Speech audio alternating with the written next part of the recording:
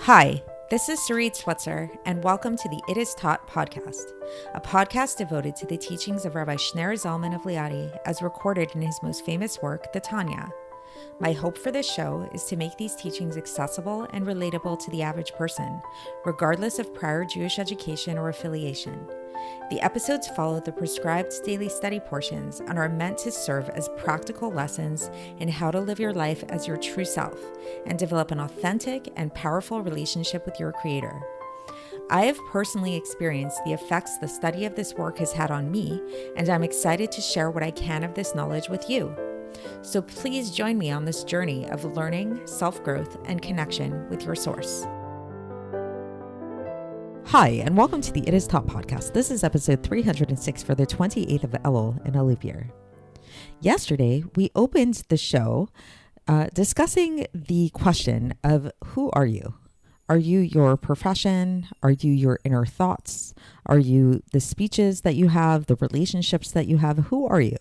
And this led us into a whole discussion about the different layers that make up both a person as well as the attributes of God.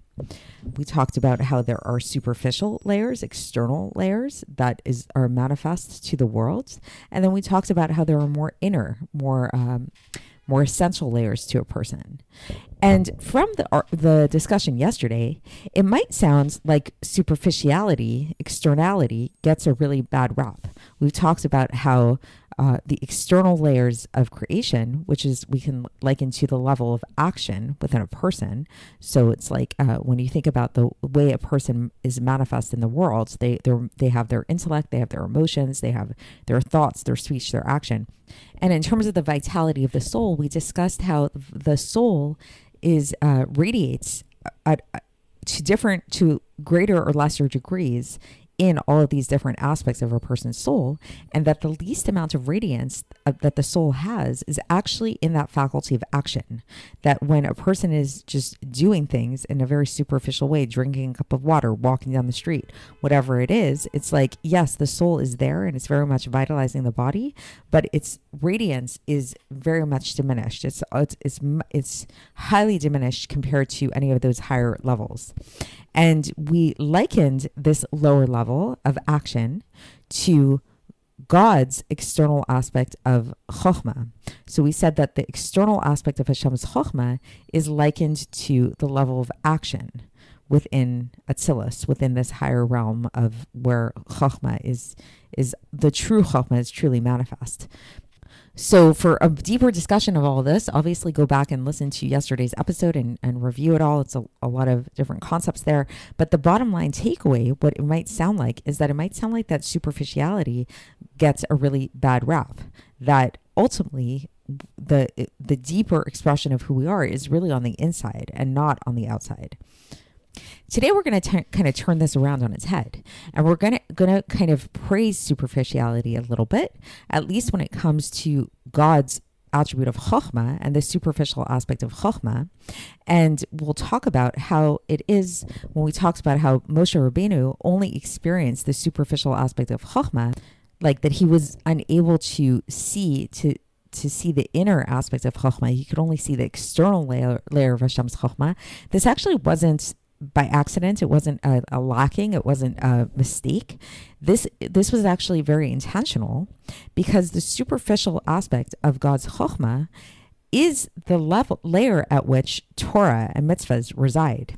And we know that Moshe was the transmitter of the Torah and mitzvahs to the Jewish people, right? We received the Torah through Moshe Rabeinu.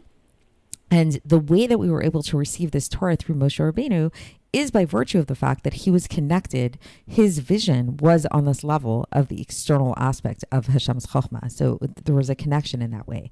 So let's get into the text and see how the Alter Rebbe explains this. And for context, we are in the middle of Iggeres HaKodesh, Epistle 19.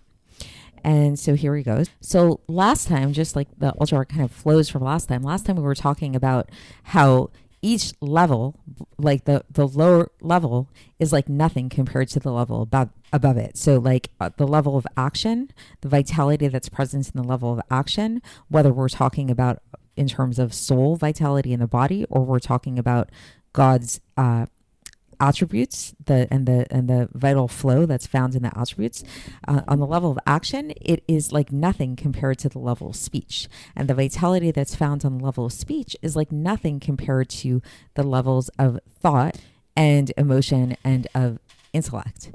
So too, now the Alter Rebbe goes on and he begins today. He says, like, this is exactly how we can think about it. When we think about God's Chochma, what can come out of God's Chochma to become vested here in the lower realms, all of everything here in this lower realm is considered like naught and nothing compared to the inward aspect, which is totally unified with God. Where about that level is described in the Zohar as being kula kamia kelo chashiv, that all is like nothing compared to him. So basically, just to explain that, so we know that Hashem creates the entire world through Chochma, through the attribute of Chochma. But what the Alter Rebbe is teaching us here is that the attribute of Chochma, the way that it's manifest down here, the way that we experience the world down here, is like nothing compared to the aspect of Chochma as it is found in an internal sense and unified with God. And the influence that comes down here for all of the created beings who are limited and finite, right, is considered to be a tremendous Yerida, a tremendous descent, and a tremendous constriction in comparison to, so to speak, in comparison to the emanator himself, to God.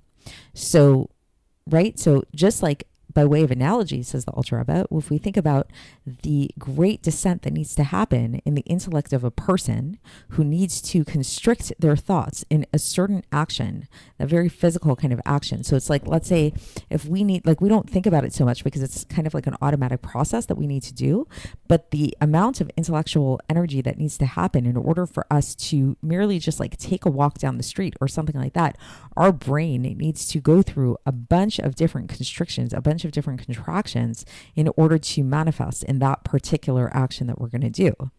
So this is similar to how it is that God creates the world through his Chochma. God creating the world through his Chochma, that's likened to that level of action. So it's a tremendous descent, it's tremendous contraction. And so now we can understand, now we bring back Moshe Rabeinu. We understand why it is that Moshe Rabeinu, who he was able to understand godliness right up until the point of the backside of Chochma, that's why he specifically merited to have the Torah be given through him. Because the Torah is what's called the Novelot Chochma, which literally translates to mean the vestige of Chochma, meaning to say it's that which is like kind of left over, the vestige from that Chochma that is above and that comes down here and becomes vested within the Torah and the physical Torah that we have. Because Torah, as much as we think of Torah as being this like spiritual type of thing, at the end of the day, a Sefer Torah is a physical object, right? And it relates to our physical world. So this is just this Torah that we have is like a vestige of God's Chochma, of God's ultimate wisdom. And the ultimate purpose of the Torah is to keep the mitzvahs, right? To keep the mitzvahs, lo taseh, the negative prohibitions and the positive commandments, and to do them in actuality, to really do them, as it says the Alter Rebbe, and he cites Dvarim chapter 7, verse 11, Hayom lasotam, today you should do it. So the whole point of Torah is it's not just meant to be a book that we just study in a theoretical way. It's meant to be an action book, a book that actually teaches us how to actually live in our life. And another citation that the Alter Rebbe brings here, this time from the Gemara in Kiddushin, page 40b, where it says, Gadol Talmud shemevile de maseh. The study of Talmud, the study of Torah, is great if it brings to action. So it's always all about the action. And another citation, this is from Vayikra Rabbah 35:7, where it says, Halomed shelo la'asot noach lo shnefcha shalyato v'chule. One who learns with the intent of not doing, it's better as if his afterbirth, his placenta, had been turned over. So it's like better, basically it's like a poetic way of saying it's better as if he was never born. So the main idea of Torah mitzvahs is to do them. They're action oriented, right? And we know, and then the Alter Rebbe concludes here, that every person needs to actually become reincarnated. Yes, we believe in reincarnation in Judaism. We need to be reincarnated until the point that we keep all of the 613 mitzvahs in actuality, as is known from the Arizal. So that's the end of the section today. And so just to kind of bring that all together. So the basic idea is that we're maybe, learning yesterday's episode, it sounds like superficiality gets this like really bad rap. But we learned here the positive aspect of superficiality in the sense that the fact that Moshe Rabeinu was only able to see up until the external aspects of God's Chochma, that actually allowed him to merit receiving the Torah, because the Torah is also the superficial aspect, the external aspect of God's Chochma, the vestige of God's Chochma, so to speak. And we know that since that aspect of of externality is associated with the attribute of action and and doing things, that's why we see that very much so Torah is all about mitzvahs, and it's all about doing. It's all about action in that way. So that's it for today, and we will continue and conclude this epistle tomorrow when we actually begin a new paragraph of this epistle. So stay tuned, and I will speak to you then. Thanks for listening to the It Is Taught podcast, hosted by Sarit Switzer. This podcast is dedicated in loving memory of my maternal grandfather, Avraham Yitzchak ben Binyamin HaKohen of blessed memory. Music by Shoshana. If you enjoyed this episode and would like to support the show, please share it with others and subscribe on YouTube, Apple iTunes, Spotify, or wherever you listen to podcasts. And make sure to leave us a 5-star review. To find out more about the It Is Taught project, including more information on my soon-to-be published book, please visit our website, itistaught.com. To catch the latest from me, follow me on Facebook, Instagram, and Twitter. Looking forward to speaking with you tomorrow, and until then, have a great day.